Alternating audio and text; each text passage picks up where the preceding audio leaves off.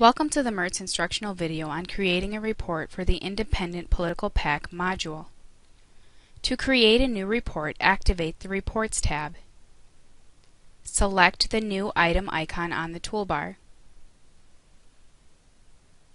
Or right-click and select New from the submenu. If unsure about the coverage dates, select the Get Report Coverage Dates Here link for further details. Enter the date from,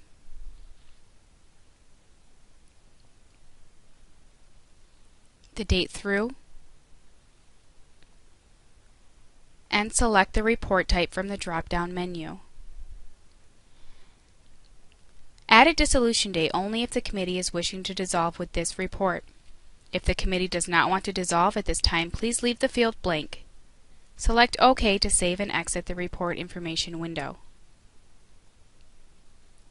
Modifications can be made by selecting the Modify Item icon on the toolbar,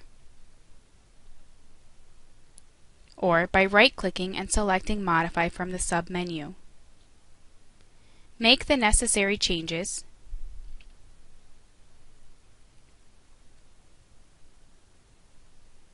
and select OK to save and exit.